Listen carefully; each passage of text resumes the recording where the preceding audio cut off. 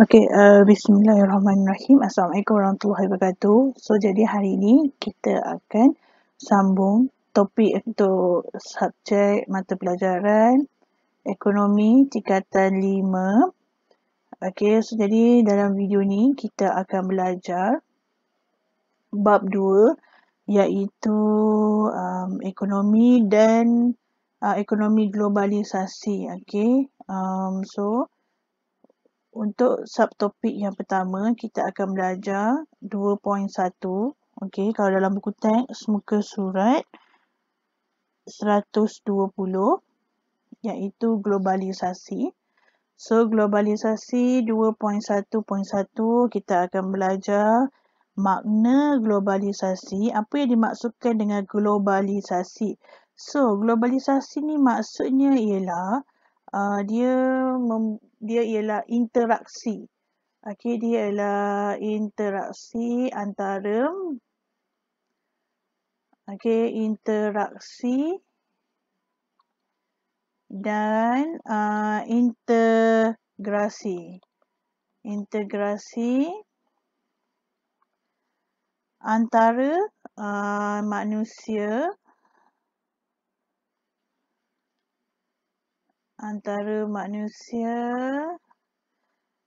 firma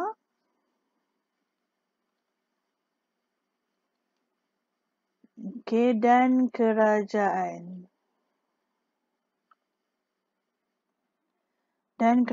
pelbagai negara. So, bila kata globalisasi ni maksudnya ialah dia merantau semua negara tanpa sepadan. Itu maksud globalisasi. Interaksi ni maksud apa? Interaksi ni ialah dia punya muamalat dia ataupun jual beli. Biasanya ialah jual belilah, export import. Itu kita panggil sebagai interaksi. So bila adanya globalisasi ni, so jadi dia akan memerlukan globalisasi ni dia memerlukan masyarakat dekat negara itu untuk berfikiran terbuka. Untuk berfikiran terbuka dan juga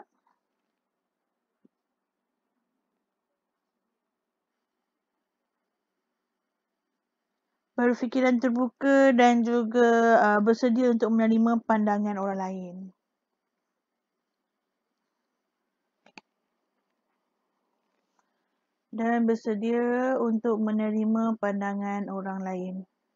Fikiran terbuka, memang proses globalisasi ni memang tak akan berlaku lah. Tengok ciri-ciri globalisasi.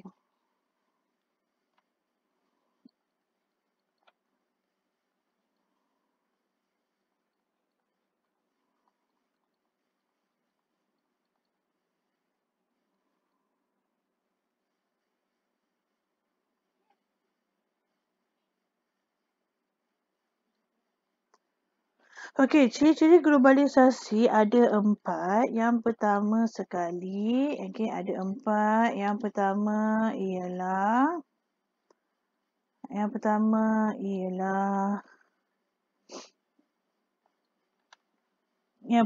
ialah pasaran baharu.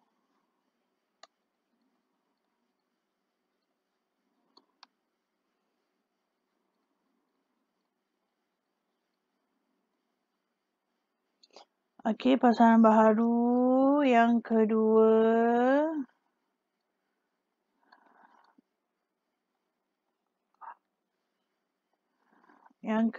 ialah peserta baharu.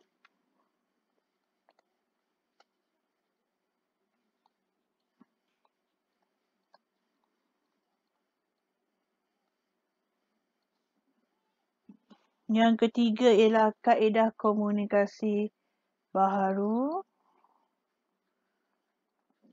So jadi semua boleh tengok kalau dalam buku teks muka surat 121.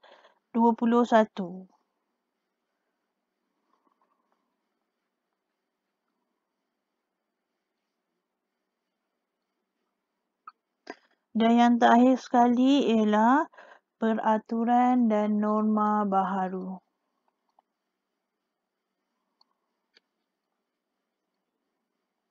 So, nanti kita akan pergi satu persatu setiap ciri ni. Okey. Okey, apa yang dimaksudkan dengan pasaran baharu? Okey, pasaran baharu maksudnya ialah okey, so bila ada globalisasi ni, of course lah akan mewujudkan pasaran baru. Contohnya, okey. Contohnya kalau sebelum ni kita buat dalam negara saja, okey, dalam negara saja. Contohnya negara Malaysia. Kita buat dalam negara Malaysia saja. So, misal kata kalau kita buat globalisasi, akan wujudnya pasaran baharu, iaitu pasaran global lah, pasaran antarabangsa. Okey, pasaran antarabangsa maksudnya kita dah menguasai negara luar punya pasaran. Okey, itu maksud pasaran baharu. Okey. Okey, so jadi maksudnya dia ialah perkembangan pasaran lah. Perkembangan pasaran. Contohnya kalau sebelum ni kita buat pasaran domestik, maksudnya pasaran dalam negara saja, tapi sekarang bila globalisasi, dia akan jadi pasaran antarabangsa. Okey, perkembangan pasaran global. Okey, yang kedua, ciri yang kedua apa lagi? So, bila perkembangan pasaran global ni, dia akan mengundang atau akan menyebabkan kepada kelonggaran undang-undang. So, kelonggaran undang-undang. So, lepas ni kita akan belajar dalam bab 2 ni juga ialah sekatan-sekatan yang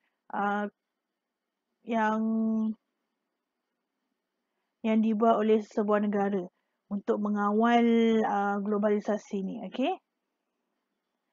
Kelonggaran undang-undang.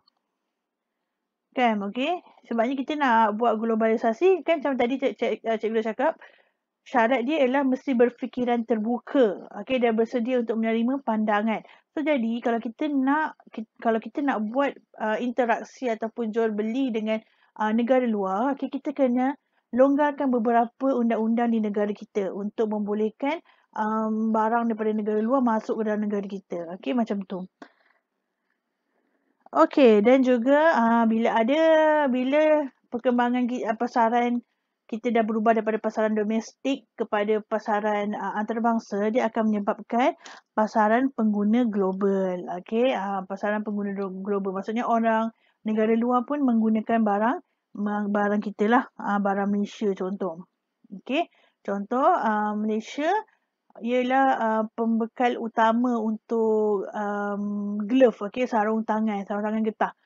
So, jadi setak langsung kita punya glove yang kita dah buat dalam Malaysia ialah negara-negara luar pun guna juga. Okey, pengguna global, dan juga kita punya sarung tangan getah tu dah menjadi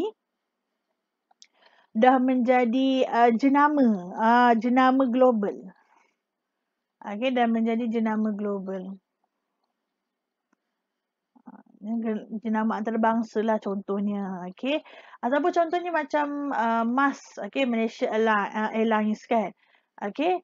Kalau sebelum ni Malaysia Airlines hanya buat dalam penerbangan dalam negeri saja. Okey, maksudnya daripada Kedah pergi ke Selangor, daripada Selangor pergi ke Johor dan ni saja.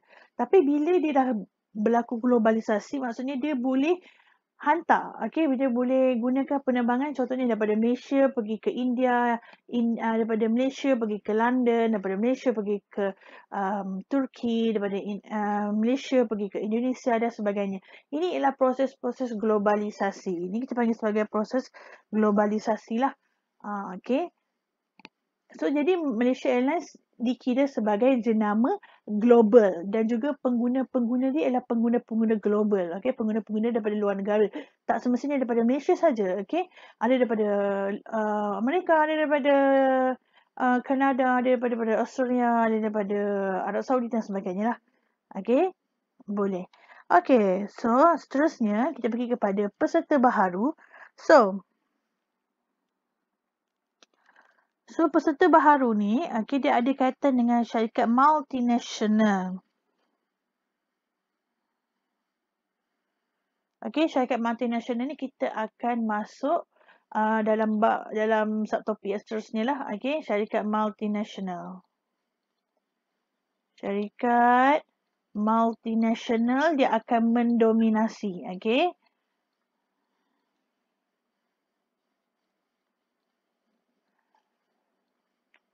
Mendominasi pengeluaran lah. Okay, mendominasi pengeluaran dunia.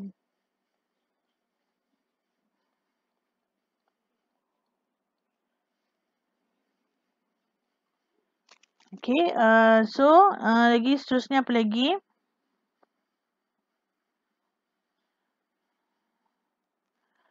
Okay, dalam peserta baharu ni, okay, ada satu pertumbuhan iaitu kita panggil sebagai WTO ya, WTO World Trade Organization ataupun dalam bahasa Melayunya kita panggil Pertubuhan Perdagangan Sedunia.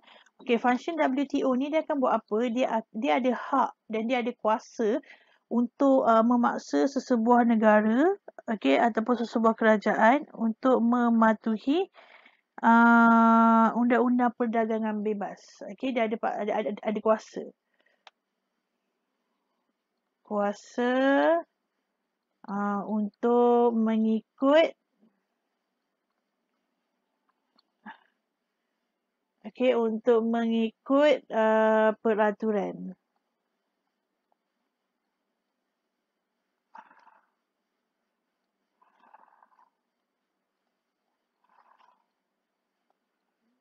Peraturan ni lah perdagangan bebas iaitu free trade.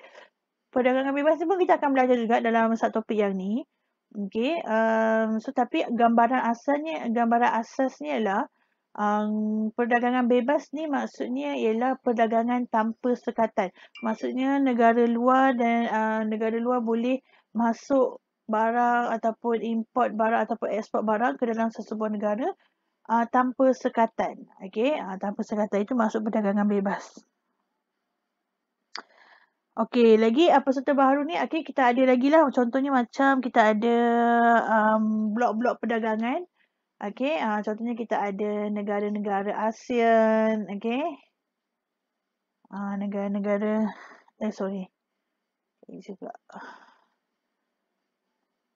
contohnya kita ada negara ASEAN. Ini ialah kumpulan negara-negara Asia. Lepas tu kita ada Kesatuan Eropah, EU. Okey, seterusnya ciri yang ketiga, kaedah komunikasi baharu. So jadi of course lah, of course bila ada globalisasi ni, komunikasi dia lebih kepada teknologi lah dalam hal ni ya. So lebih cepat, lebih cepat dan murah. Lebih cepat dan murah lah. Contohnya tak atas talian kita guna internet. Lebih murah. Ataupun kita guna mail and fax. Internet. Ataupun pengangkutan pun kita boleh kira sebagai komunikasi baharu. Contohnya kita guna udara. Lebih cepat. Lebih cepat.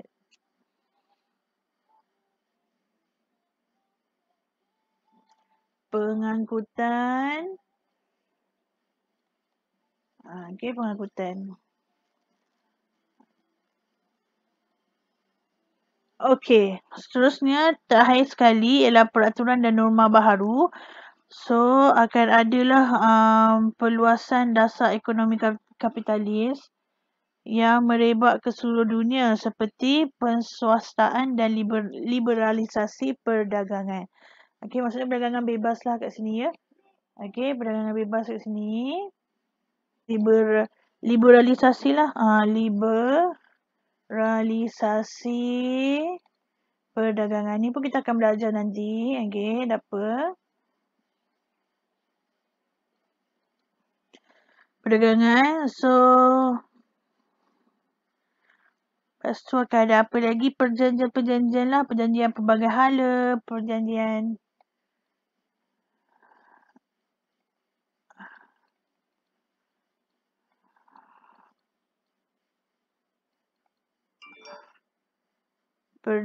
pelbagai hala.